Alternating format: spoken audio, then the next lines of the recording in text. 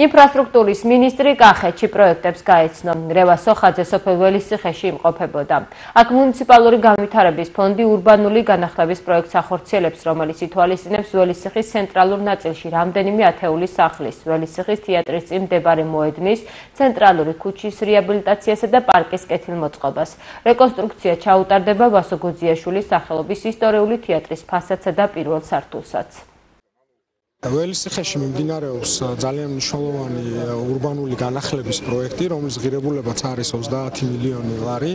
ეს არის ძალიან მნიშვნელოვანი დასახლებული პუნქტი კახეთში და ისტორიული მნიშვნელობა აქვს ამ სოფელს. თუმცა სამწუხაროდ უკვე რამოდენიმე წელია პროექტი მიმდინარეობს და გაჭიანურდა.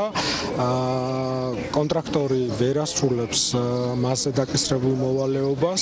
შესაბამისად არსებობს გარკვეული ობიექტური თუმცა ვფიქრობ, რომ სუბიექტური მიზეზები ჭარბობს, ამიტომ ინფრასტრუქტურის სამინისტრო მიიღებს უახლოეს პერიოდში გადაწყვეტილებას თუ რა ნაბიჯებს გადავდგამთ იმისთვის, რომ ეს პროექტი დასრულდეს, რაც შეიძლება მალე და ხარისხიანად და მოსახლეობას კიდევ ერთხელ მინდა ძალიან დიდი ბოდიში მოუხადო იმის გამო, რომ მათ უწევთ მსგავს სიტუაციაში უკვე რამოდენიმე წლის განმავლობაში ყოფნათ. ძალიან მნიშვნელოვანი პროექტი არის ველისციხის რეაბილიტაციის პროექტი. ფაქტობრივად ეს არის ველისციხის უძველესი ტრადიციის განახლება, უძველესი სოფლის განახლება, რომელიც არის ერთ-ერთი მნიშვნელოვანი თავისი ისტორიით, თავისი ტრადიციებით, ზუსტად ასეთი განახლებული პროექტები ხელს უწყობს, რა თქმა უნდა, არა მხოლოდ მუნიციპალიტეტში, არამედ რეგიონში, რომ გახდეს მიზიდულობის ცენტრი, გახდეს ერთ-ერთი გამორჩეული ადგილი